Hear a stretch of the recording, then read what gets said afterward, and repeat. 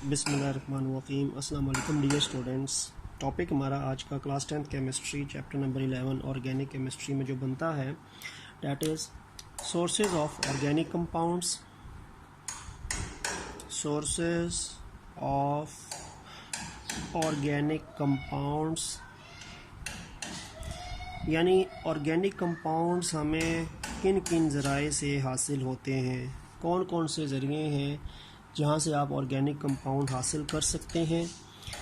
तो याद रखें कि ऑर्गेनिक कंपाउंड्स जो हैं they are obtained from living things.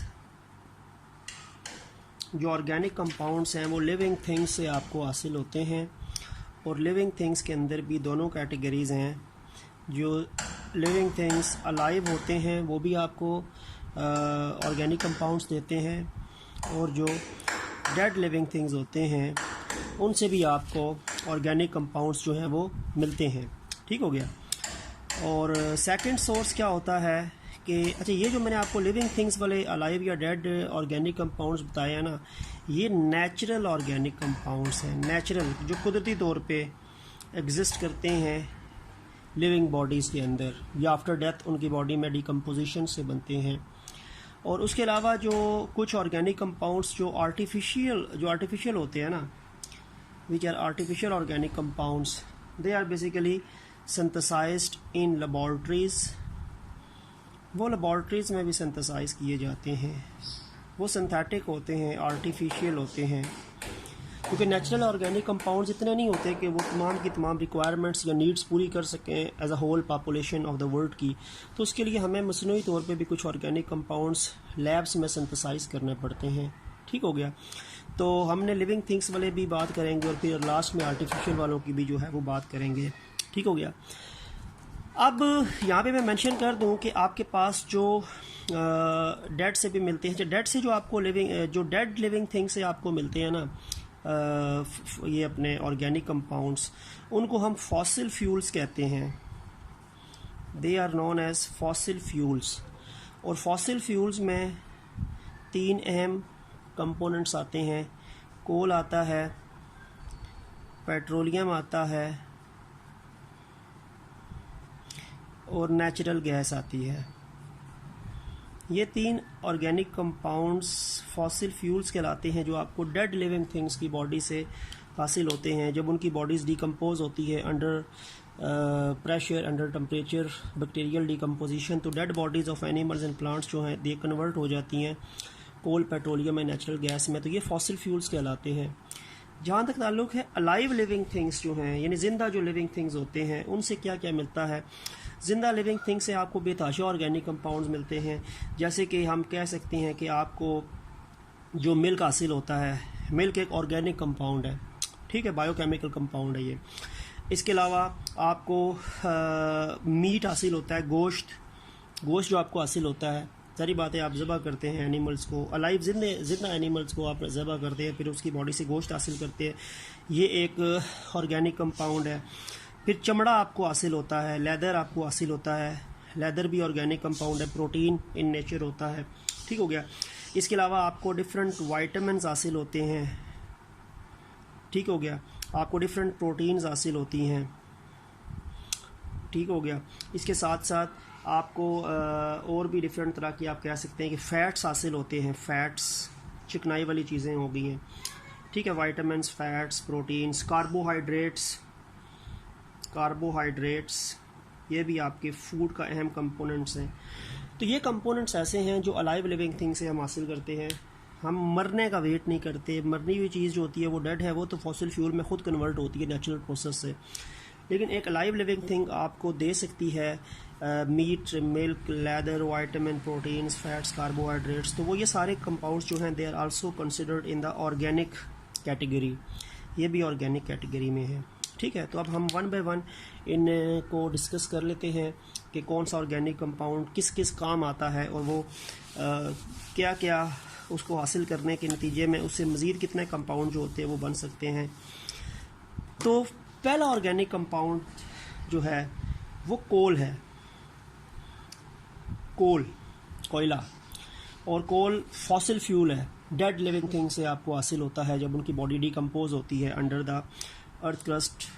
Pressure, temperature और बैक्टीरियल डिकम्पोजिशन के नतीजे में मिलियन ईयर्स लगते हैं कोल बनने में। अब जो कोल है ना, कोल इज़ अ मिक्सचर, ये मिक्सचर है, ये कोई एक सिंगल चीज़ नहीं है। मिक्सचर में डिफरेंट चीज़ें मिक्स होती हैं और इस कोल को अगर आप, ये मिक्सचर है, तो अगर इस कोल को हम कन्वर्ट कर सकते हैं इसके जो इंग्रेडिएंट्स हैं, तो कोल आपको 3 मेन चीज़ों में कन्वर्ट होके 3 चीज़ें आपको प्रोवाइड करता है। लेकिन एक प्रोसेस है जिसके ज़रिए कोल आपको इन 3 चीज़ों में कन्वर्ट होता है, उस प्रोसेस का नाम होता है डिस्ट्रक्टिव डिस्टिलेशन। अगर कोल को एक प्रोसेस से गुजारा जाए जिस प्रोसेस का नाम होता है डिस्ट्रक्टिव डिस्टिलेशन, तो उसके बाद कोल 3 इंग्रेडिएंट्स के अंदर ब्रेक हो जाता है। एक उसमें कोल गैस होती है, एक उसमें कोल तार होता है और थर्ड वन जो है उसमें वो कोक होता है, कोक। तो coal is a mixture, it is an organic compound and when it undergoes the process of destructive distillation it is divided into 3 main components। इसके 3 main components में ये कन्वर्ट हो जाता है। अब डिस्ट्रक्टिव डिस्टिलेशन क्या होता है? डिस्ट्रक्टिव डिस्टिलेशन होता है the heating of coal in the absence of air at high temperature. अगर हम कोल को एयर की गैर मौजूदगी में हाई टेम्परेचर पे हीट करते हैं तो वो डिस्ट्रक्टिव डिस्टिलेशन कहलाता है। तो डिस्ट्रक्टिव डिस्टिलेशन की डेफिनेशन ये हो जाएगी कि the heating of coal at high temperature, काफ़ी आप हाई टेम्परेचर में कोल को हीट करें in absence of air, air की गैर मौजूदगी में, एयर की गैर मौजूदगी में कोल को काफ़ी हाई टेम्परेचर में हीट करना डिस्ट्रक्टिव डिस्टिलेशन कहलाता है। और ये आपको कोल 3 कंपोनेंट्स में कन्वर्ट हो जाता है। इसमें जहाँ तक ताल्लुक़ है कोल गैस का, तो कोल गैस भी मिक्सचर है। कोल गैस में फिर 3 गैसेस होती हैं। इसमें एक मीथेन होती है, मीथेन CH4, एक इसमें हाइड्रोजन गैस होती है H2 और एक इसमें कार्बन मोनोऑक्साइड होती है, कार्बन मोनोऑक्साइड CO। तो ये 3 गैसेस कोल गैस का हिस्सा है जो डिस्ट्रक्टिव डिस्टिलेशन ऑफ कोल से हासिल होती हैं। और ये जो कोल गैस होती है it is basically used as a fuel. ये फ्यूल के तौर पे इसको बर्न करते हैं तो आपको हीट एनर्जी देती है जो फ्यूल के तौर पे यूज़ होती है। तो कोल गैस फ्यूल के तौर पे यूज़ होती है और ये 3 कंपोनेंट से मिलके बनती है, मीथेन, हाइड्रोजन, कार्बन मोनोऑक्साइड। ठीक है, जहाँ तक, और ये आपको ये गैस की फॉर्म में है। कोल तार जो है ये लिक्विड फॉर्म में होता है और कोक जो है ये सॉलिड फॉर्म में होता है। तो इनकी फ़िज़िकल स्टेट में डिफरेंस होता है। ये गैस की, ये कोल से हासिल होने वाला गैस वाला कंपोनेंट है, ये जो है ये लिक्विड कंपोनेंट है और ये जो है ये सॉलिड कंपोनेंट है। फिज़िकल स्टेट में भी डिफरेंस है। जहाँ तक ताल्लुक़ है कोल तार का, तो कोल तार जो है it is also a mixture. जैसे कोल गैस मिक्सचर था, इसमें ये कंपोनेंट्स थे आपके पास, तो कोल तार भी मिक्सचर है। और ये जो कोल तार है इसको फिर एक प्रोसेस से गुजारते हैं, उस प्रोसेस का नाम होता है फ्रैक्शनल डिस्टिलेशन। फ्रैक्शनल डिस्टिलेशन, और फ्रैक्शनल डिस्टिलेशन का मतलब होता है the separation of components on the basis of their boiling point difference. हमने इस कोल तार को हीट करना है, हीट करने के नतीजे में इसमें जितने भी कंपोनेंट्स होते हैं उन सब का बॉइलिंग पॉइंट अलग अलग होता है और हर कोई अपने बॉइलिंग पॉइंट के हिसाब से सेपरेट होता जाएगा, क्योंकि ये वेपर्स में कन्वर्ट होंगे, लिक्विड वेपर्स में कन्वर्ट होगा। उसमें डिफरेंट कंपोनेंट्स के जो वेपर्स होंगे वो अपने अपने टेम्परेचर के हिसाब से इवेपोरेट होंगे, फिर हम उनको कंडेंस करके दोबारा सेपरेट कर लेते हैं। तो फ्रैक्शनल डिस्टिलेशन में क्या होता है कि फ्रैक्शनल डिस्टिलेशन में भी हम हीटिंग करते हैं किसी भी लिक्विड की, और उस लिक्विड में जो डिफरेंट कंपोनेंट्स होते हैं वो अपना अपना बॉइलिंग पॉइंट आने पे इवेपोरेट होते हैं और फिर हम उनको कंडेंस करके सेपरेट कर लेते हैं। तो ये भी एक सेपरेटिंग टेक्निक है, जस्ट लाइक डिस्ट्रक्टिव डिस्टिलेशन। तो फ्रैक्शनल डिस्टिलेशन भी एक आपके पास सेपरेटिंग टेक्निक है जिसमें बॉइलिंग पॉइंट डिफरेंस के हिसाब से जो मिक्सचर में मौजूद इंग्रेडिएंट्स होते हैं वो सेपरेट होते रहते हैं। तो कोल तार के जब फ्रैक्शनल डिस्टिलेशन करते हैं तो ये आपको बेतहाशा ऑर्गेनिक कंपाउंड्स जो है वो देता है, जिसमें से एक अहम ऑर्गेनिक कंपाउंड जो है वो बेंजीन है, बेंजीन C6H6। वैसे तो बहुत से ऑर्गेनिक कंपाउंड्स आपको हासिल होते हैं कोल तार की फ्रैक्शनल डिस्टिलेशन से, लेकिन बेंजीन एक बहुत इंपॉर्टेंट ऑर्गेनिक कंपाउंड्स है, ठीक है। और ये जो बेंजीन है ना, ठीक है, ये जो बेंजीन है ये फिर फर्दर आपको इससे मज़ीद और भी ऑर्गेनिक कंपाउंड जो है वो डिराइव कर सकते हैं। इसी से आपको फिर फर्दर कुछ इस यानी कोल तार से आपको बेंजीन हासिल होती है, ठीक हो गया। और बेंजीन डिफरेंट ऑर्गेनिक बेंजीन फिर मज़ीद ऑर्गेनिक कंपाउंड में कन्वर्ट हो जाती है।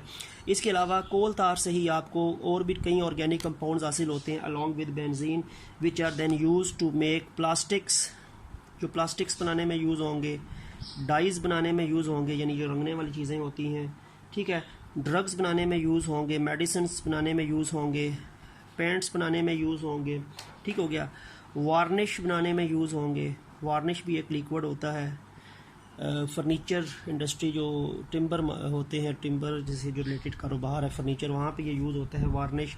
और फाइबर्स जो धागा होता है, मसनूई रेशे जो होते हैं, मसनूई धागा जो होता है, ये सारी की सारी चीज़ें कोल तार से फ्रैक्शनल डिस्टिलेशन से अलॉन्ग विद बेंजीन और उससे मिलने वाले जो कंपोनेंट्स हैं उनसे ये चीज़ें बनाई जाती हैं। तो ये भी एक बहुत इंपॉर्टेंट कंपोनेंट है, ठीक है। और फिर इसमें क्या होता है कि फ्रैक्शनल डिस्टिलेशन से हम बेंजीन और बाकी चीज़ें अलग कर लेते हैं। और फ्रैक्शनल डिस्टिलेशन ऑफ कोल तार से आपके पास आखिर में एक चीज़ बच जाती है, एक रेजिड्यू जो है वो बच जाता है, जिसका नाम होता है पिच। और ये जो पिच होती है ना, ये जो होती है it is used to build roads, ये रोड्स को कारपेटिंग करने में यूज़ होती है। And it is also used for in roofs. Basically जैसे लुक होती है ना ब्लैक, ये वो चीज़ है पिच। और पिच भी कोल तार की फ्रैक्शनल डिस्टिलेशन से आपको ये डिफरेंट कंपोनेंट्स तो हासिल होते ही होते हैं, बेंजीन और उससे मिलने वाले जो डिफरेंट कंपाउंड्स हैं वो हासिल होंगे। लेकिन फ्रैक्शनल डिस्टिलेशन के बाद आखिर में एक चीज़ कोल तार में से बच जाती है, जो नीचे आपके पास आखिर में हासिल होती है, वो बची कुछ चीज़ होती है रेजिड्यू, उसका नाम पिच होता है, ठीक है। और ये पिच जो होती है वो रोड्स पे और रूफ्स पे या जहाँ पे वो क्रैक्स वगैरह होते हैं वहाँ पे वो ब्लैक कलर का जो लिक्विड होता है या वो लुक सी होती है वो डाली जाती है, तो वो पिच कहलाती है। तो पिच भी कोल तार का ही एक फ्रैक्शनल डिस्टिलेटिंग कंपोनेंट है जो रेजिड्यू की फॉर्म में होता है, ठीक हो गया। और लास्ट में जो इसमें कोक आ गया, कोक की जो बात की मैंने, कोक जो है वो सॉलिड स्टेट में पाई जाने वाली एक प्रोडक्ट है कोल की, ठीक है। और जो कोक है इट इज़ बेसिकली इसमें तकरीबन 95% कार्बन होती है।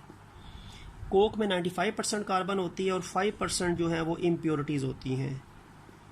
It is basically maximum number of carbon जो है वो कोक में होती है। कोल तार, कोल गैस में इतनी कार्बन नहीं है, कोक में कार्बन सबसे ज़्यादा है, अबाउट 95% कार्बन, 5% इम्प्योरिटीज़ हैं, सल्फ़र और बाकी कुछ एलिमेंट्स हैं। और ये जो कोक है it is used as a fuel, ये फ्यूल के तौर पे भी यूज़ होता है, ठीक है। इसके अलावा ये कोक जो होता है ये यूज़ होता है मेटलर्जी में। मेटलर्जी वो जो मेटल्स होते हैं उनको प्योरीफिकेशन करने की टेक्निक होती है। तो मेटलर्जी के अंदर एक प्रोसेस होता है जिसको हम कहते हैं स्मेल्टिंग। तो मेटलर्जी का एक प्रोसेस है स्मेल्टिंग। तो स्मेल्टिंग प्रोसेस में भी कोक यूज़ होता है, कोक एज अ फ्यूल के तौर पे भी यूज़ होता है। तो कोक के भी मल्टीपल यूजेस हैं, ठीक है। तो ये सारी की सारी प्रोडक्ट्स जो हैं ये कोल से हासिल आपको होती हैं और उनके फिर आगे फर्दर जो हैं वो यूजेस हो गए हैं। इसके बाद हम एक और organic compound, sources of organic compound में उसको डिस्कस करते हैं और थोड़ा बहुत उसके यूज़ को भी देख लेते हैं। मेन चीज़ तो डिटेल आपके पास कोक के बारे में थी। फिर नेचुरल गैस, कुदरती गैस, ये भी फॉसिल फ्यूल है। 85% जो है इसमें तो मीथेन होती है, CH4 कुदरती गैस जो है। 15% फिर इसमें इथेन भी है और इसी तरह प्रोपेन भी है, और इसी तरह ब्यूटेन भी है। इथेन यानी C2H6, propane C3H8, butane C4H10। लेकिन 85% आपके पास कुदरती गैस जो है वो मीथेन पे मुश्तमिल होती है, इसीलिए इसको मीथेन गैस भी कहते हैं। 15% फिर ये इथेन, प्रोपेन, ब्यूटेन की कॉमन कंपोजिशन उसमें होती है। और ये जो है नेचुरल गैस जो है ये फॉसिल फ्यूल है, और ये लो बॉइलिंग हाइड्रोकार्बन है। लो बॉइलिंग हाइड्रोकार्बन गैसेस जो होती हैं वो लो बॉइलिंग हाइड्रोकार्बन्स में आती हैं, और ये भी तो गैस ही है। और ये यूज़ किस में होती है? It is used as a fuel. ये फ्यूल के तौर पे, कुदरती गैस जो है फ्यूल के तौर पे यूज़ होती है, हमारे घरों में भी, डोमेस्टिकली भी, इंडस्ट्री के अंदर भी ये यूज़ होती है एज अ फ्यूल के तौर पे। और कभी कभार इसी नेचुरल गैस को कंप्रेस करते हैं तो वो CNG बन जाती है, कंप्रेस्ड नेचुरल गैस, जो कि यूज़ होती है ऑटोमोबाइल्स के अंदर, गाड़ियों में एज अ फ्यूल के तौर पे यूज़ होती है। तो ये एज अ ईंधन के तौर पे यूज़ होती है। हमारे घरों में जो कुदरती गैस आती है, डोमेस्टिकली इंडस्ट्री में भी यूज़ होती है। बेतहाशा इंडस्ट्रीज़ है जहाँ पे कुदरती गैस यूज़ होती है। सबसे बड़ी इंडस्ट्री फर्टिलाइज़र इंडस्ट्री है जहाँ पे कुदरती गैस का बहुत बड़े पैमाने पे यूज़ है। और इसको जब कॉम्प्रेस्ड कर देते हैं, natural gas NG, compressed natural gas CNG, तो फिर वो ऑटोमोबाइल्स के अंदर भी एज अ फ्यूल के तौर पर यूज़ हो सकती है। तो नेचुरल गैस भी एक कॉमन सोर्स, एक कॉमन ऑर्गेनिक कंपाउंड है, और ये फॉसिल फ्यूल में आती है। इसके बाद पेट्रोलियम, ये भी फॉसिल फ्यूल है। कोल जो था वो सॉलिड फॉसिल फ्यूल था। Natural gas liquid fossil fuel, gaseous fossil fuel है। और पेट्रोलियम जो है ये लिक्विड फॉसिल फ्यूल में आता है। फॉसिल फ्यूल तो है लेकिन ये लिक्विड स्टेट में होता है, ठीक है। और पेट्रोलियम जो है इसमें बेसिकली क्या होता है, इसमें मेजॉरिटी अगर हम देखें तो अल्केन्स होते हैं।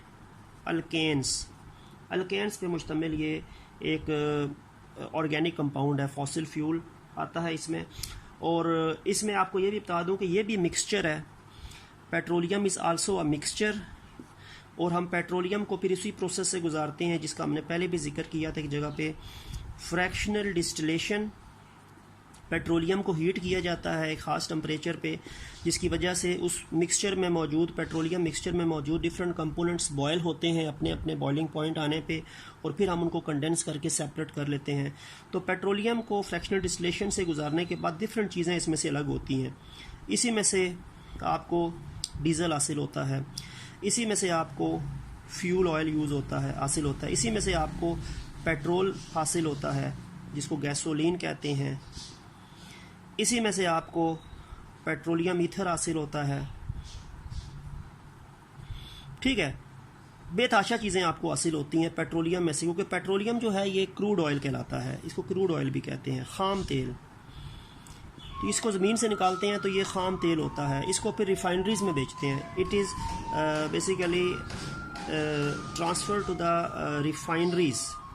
अब जब ये रिफाइनरी में जाता है ना, तो रिफाइनरी वाले फिर फ्रैक्शनल डिस्टिलेशन की वजह से इसको सेपरेशन करते हैं और इसके डिफरेंट कंपोनेंट्स को अपने अपने बॉइलिंग टेम्परेचर पे इवेपोरेट करके, कंडेंस करके अलग कर देते हैं। तो ये भी आपके पास एक ऑर्गेनिक कंपाउंड की कॉमन सोर्स थी, ठीक है। ये तो डेड लिविंग थिंग से हासिल होने वाली तीनों चीज़ें थी, कोल, पेट्रोलियम एंड नेचुरल गैस।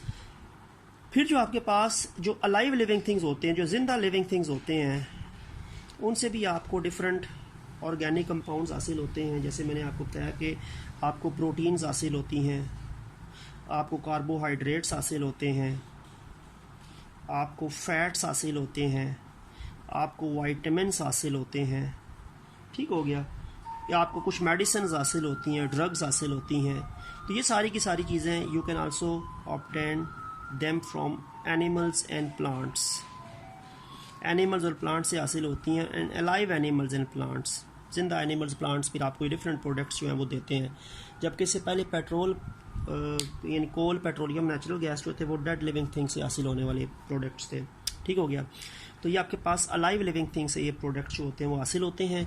और इसके बाद जो लास्ट हेडिंग है वो सिंथेसिस इन लेबॉर्ट्री की बात है कि ऐसे ऑर्गेनिक कंपाउंड्स जो कि आर्टिफिशियल होते हैं वो लेबॉर्ट्री में सिंथेसाइज होते हैं, क्योंकि नेचुरल ऑर्गेनिक कंपाउंड की कैपेसिटी इतनी नहीं है कि वो रिक्वायरमेंट्स पूरी कर सकें जितनी पॉपुलेशन में उनकी रिक्वायरमेंट है, ह्यूमन पॉपुलेशन में जिस तरह इंक्रीज़ आ रहा है। तो कुछ लैब्स में या इंडस्ट्री में भी ऑर्गेनिक कंपाउंड सिंथेसाइज किए जाते हैं और उनके अंदर डिफरेंट मेडिसिन्स हैं जो लैब में ऑर्गेनिक कंपाउंड के तौर पे सिंथेसाइज होती हैं। डिफरेंट कॉस्मेटिक प्रोडक्ट्स हैं, मेकअप की जो चीज़ें हैं वो भी सिंथेटिक ऑर्गेनिक कंपाउंड्स में आती हैं। पेंट्स सिंथेटिक ऑर्गेनिक कंपाउंड्स में आते हैं। प्लास्टिक सिंथेटिक ऑर्गेनिक कंपाउंड्स में आती है। फर्टिलाइज़र नेचुरल भी होते हैं लेकिन जो आर्टिफिशियल फर्टिलाइज़र होता है वो सिंथेटिक ऑर्गेनिक कंपाउंड में आते हैं। डिटर्जेंट्स सिंथेटिक ऑर्गेनिक कंपाउंड्स में आते हैं। तो ये सिंथेटिक ऑर्गेनिक कंपाउंड है जो आर्टिफिशियल होते हैं जिनको लैब में सिंथेसाइज किया जाता है। ठीक है, तो ये आपके पास सोर्सेज ऑफ ऑर्गेनिक कंपाउंड का टॉपिक था। नेक्स्ट टॉपिक जो है आपका जिसको आज हम डिस्कस कर रहे हैं आसान सा है, uses of organic compounds. Organic compounds के यूजेस क्या क्या हैं ये भी क्वेश्चन आ जाता है। Right different uses of organic compounds, right 4 uses, 3 uses, 5 uses of organic compounds. तो ऑर्गेनिक कंपाउंड में देखें, सबसे पहले तो हमने आज जिनकी बात की है उन्हीं को डिस्कस कर ली। तो नेचुरल गैस की हमने बात की है, कुदरती गैस जिसमें मैक्सिमम 85% मीथेन था और 15% फिर ब्यूटेन, इथेन और प्रोपेन थे। और नेचुरल गैस जो था, ज़ाहिर बात है मैंने बात की कि ये फ्यूल के तौर पे यूज़ होती है, किसमें डोमेस्टिकली घरों में भी, इंडस्ट्री के अंदर भी, ठीक हो गया। और ये CNG के तौर पे भी, इसको हम CNG के अंदर लेके आते हैं जब इसको कंप्रेस्ड कर दिया जाता है। When we compress the natural gas it will become CNG and it is also used in automobiles, गाड़ियों में। ऑटोमोबाइल का मतलब होता है गाड़ियों में, ठीक हो गया। तो ये इसमें नेचुरल गैस के अंदर आपके पास जो मीथेन होता है, ठीक है, मीथेन है ना, 85% तो मीथेन था, 15% फिर इसमें क्या था, इथेन, प्रोपेन एंड ब्यूटेन। तो ये चीज़ें ऑर्गेनिक कंपाउंड थी जो आपको इनको फ्यूल के तौर पे यूज़ करने में इस्तेमाल की जाती हैं। इसके अलावा एक और ऑर्गेनिक कंपाउंड है जिसको हम एथिलीन कहते हैं। एथिलीन जो है वो इथीन को कहा जाता है। इथीन जो है C2H4 CH2 double bond CH2 alkyne का जो पहला मेंबर है, एथिलीन या इथीन। इथीन या एथिलीन जो है it is used as a starting material. ये स्टार्टिंग मटेरियल के तौर पे डिफरेंट कंपाउंड्स को यूज़ करने बनाने में इस्तेमाल होती है। इसी एथिलीन को हम इसी से बनता है पॉलीइथीन। ये जो प्लास्टिक शीट होती है, पैकिंग शीट, पॉलीइथीन इसी से बनती है, प्लास्टिक इसी से बनता है। इसके अलावा इथाइल अल्कोहल, एथेनॉल जिसको हम कहते हैं, वो भी इसी से बनता है, एथिलीन से बनता है। एसिटिक एसिड सिरका बनाने में यूज़ होने वाली बड़ी अहम प्रोडक्ट है। और एथिलीन ग्लाइकोल ये एंटी फ्रीज के तौर पे गाड़ियों में यूज़ होता है, एंटी फ्रीज के तौर पे, ठीक है। तो ये सारे के सारे प्रोडक्ट्स आपको एथिलीन से हासिल होते हैं और एथिलीन जो है ये भी एक ऑर्गेनिक कंपाउंड है। इसके अलावा एसिटिलीन, अच्छा एसिटिलीन क्या है? एसिटिलीन इथाइन को कहते हैं। इथाइन अल्काइन का पहला मेंबर इथाइन एसिटिलीन के नाम से, C2H2 CH triple bond CH, ये इसका फार्मूला है। तो एथिलीन इथीन को कहते हैं और एसिटिलीन इथाइन को कहते हैं। अब ये जो एसिटिलीन है ना, ये बेतहाशा यूजेस हैं। इसको हॉट किया जाता है तो इससे फ्लेम बनता है, उसको हम ऑक्सी एसिटिलाइन फ्लेम कहते हैं। और वो गैस वेल्डिंग जो होती है, गैस वेल्डिंग जो है, एक वेल्डिंग तो होती है उसमें तो वो रॉड सा होता है ना, वो तो दूसरी वेल्डिंग है, लेकिन एक गैस वेल्डिंग होती है, अक्सर वर्कशॉप्स वगैरह में होती है। तो गैस वेल्डिंग में वो जो गैस किट होती है ना, उसमें एसिटिलीन गैस होती है, तो उसको जब हीट अप करते हैं तो वो ऑक्सी एसिटिलीन फ्लेम बनता है, वो उसका शोला सा बनता है। और वो जो शोला सा बनता है it is used to cut या it is used to weld metals. Metal को कट करने में या मेटल को वेल्ड करने में वो ऑक्सी एसिटिलीन फ्लेम जो है वो यूज़ होता है। और वो एसिटिलीन जो है इसका एक प्रोडक्ट है, ऑक्सी एसिटिलीन फ्लेम, और उससे फिर यूजेज उसके cutting and welding of metals के तौर पे इसकी यूटिलाइजेशन जो है वो होती है। इसी के अलावा ये जो एसिटिलीन है इसके और भी यूजेस आपकी बुक में मेंशन है। एक यूज इसका ये मेंशन है इसी एसिटिलीन का, एक यूज का ये मेंशन है कि it is also use to manufacture different polymers, इससे मुख्तलिफ पॉलीमर्स बनते हैं। पॉलीमर्स कॉम्प्लेक्स ऑर्गेनिक कंपाउंड्स होते हैं जो छोटी छोटी सब यूनिट से मिलकर बड़े बड़े लॉन्ग प्रोडक्ट्स बनते हैं, उनको पॉलीमर्स कहते हैं। मोनोमर्स मिलते हैं तो पॉलीमर्स बनते हैं। एक पॉलीविनाइल क्लोराइड है, एक पॉलीविनाइल एसीटेट है। पॉलीविनाइल क्लोराइड जो होता है, ये जो आपके पास प्लास्टिक के पाइप्स होते हैं ना, प्लास्टिक के पाइप्स जो होते हैं उस पर PVC पाइप्स लिखा होता है, तो वो पॉलीविनाइल क्लोराइड जो होता है वो पॉलीमर है एसिटिलीन का, कॉम्प्लेक्स ऑर्गेनिक कंपाउंड है। फिर पॉलीविनाइल एसीटेट PVA, ये यूज़ होता है, it is used as a adhesive, चीज़ों को अटैच करने में, and it is also used to make water based paints, वो पेंट्स जो पानी में डिज़ोल्व हो के जिनको अप्लाई किया जाता है, वाटर बेस्ड पेंट्स। वैसे तो पेंट्स अक्सर कैरोसिन ऑयल, मिट्टी के तेल में डिज़ोल्व हो के उनको यूज़ किया जाता है, लेकिन कुछ वाटर बेस्ड पेंट्स होते हैं। जो वाटर बेस्ड पेंट्स होते हैं वो पॉलीविनाइल एसीटेट से बनते हैं और ये एडेसिव के तौर पे भी यूज़ होता है। और polyvinyl chloride pipes, plastic pipes जो होते हैं उनके बनाने में इसकी यूटिलाइजेशन होती है, ये पॉलीमर है। तो एसिटिलीन के ये प्रोडक्ट हैं। इसके अलावा एसिटिलीन जो होता है, it is also use to make nylon, ये आर्टिफिशियल फाइबर, मसनूई रेशा है। एक तो कुदरती धागे होते हैं जिसमें से कपास है, कॉटन या फिर सिल्क है या वूल है। कॉटन, सिल्क और वूल तो नेचुरल प्रोडक्ट्स हैं, लेकिन नायलॉन एक आर्टिफिशियल प्रोडक्ट है, ये मसनूई रेशा है जो एसिटिलीन से हासिल होता है। और इसी तरह एक आपके पास सिंथेटिक रबर जो है, मसनूई रबर, एक नेचुरल रबर होती है जो एक रबर प्लांट्स के लेटेक्स से हासिल होती है, वो नेचुरल रबर होती है, लेकिन ये मसनूई रबर है, सिंथेटिक रबर, जिसमें एग्जांपल नियोप्रीन के नाम से आती है। Neoprene is an artificial rubber which is made from the acetylene. ठीक हो गया। इसके अलावा एसिटिलीन का एक और यूज़ आपकी बुक पे लिखा है, it is used in artificial ripening of fruits, fruits को राइप करने में। अगर हमने कुछ फलों को जल्दी राइप करना है तो हम उसको एसिटिलीन अप्लाई करेंगे। तो एसिटिलीन जो होता है वो फलों को जल्दी पकने में हेल्प करती है, अनराइप फ्रूट्स को राइप करती है, पकने में हेल्प करती है। फिर वो फ्रूट्स जो होते हैं वो मार्केटिंग करके उनको बेचा जाता है। तो कच्चे फलों को पक्का करने के लिए एसिटिलीन गैस जो है वो यूज़ होती है मसनूई तौर पे, अगर हमने उनको करना है। कुदरती प्रोसेस तो है ही है, लेकिन मसनूई तौर पे अक्सर आमों की पेटियों में कुछ केमिकल्स वगैरह डाले जाते हैं, तो एसिटिलीन भी डाली जाती है, प्लस कार्बाइड्स भी होते हैं, लेकिन एसिटिलीन के नाम से भी आर्टिफिशियल राइपनिंग जो है वो की जाती है। इसके अलावा बेतहाशा ऑर्गेनिक कंपाउंड है, जिसमें से आपने एक नाम सुना होगा, फिनोल। फिनोल एक ऑर्गेनिक कंपाउंड है और ये एंटीसेप्टिक के तौर पे यूज़ होता है, जरासीम को किल करता है। और अक्सर जो फ़र्श वगैरह धोते हैं तो उसमें एंटीसेप्टिक के तौर पे जो केमिकल डालते हैं पानी में, फिर फ़र्श धोते हैं, तो वो फिनोल ही होता है, या फिनाइल या फिनोल के नाम से होता है। तो ये हॉस्पिटल्स में, घरों में, हॉस्पिटल हो गया, घरों के अंदर फ्लोर को जब साफ़ करते हैं तो उसमें एंटीसेप्टिक केमिकल डालते हैं फिनोल के नाम से। It is also an organic compound. इसके अलावा एक ऑर्गेनिक कंपाउंड और है, मैथनॉल। मैथनॉल भी एक ऑर्गेनिक कंपाउंड है, और मैथनॉल जो होता है ये सॉल्वेंट है, नॉन पोलर सॉल्वेंट है।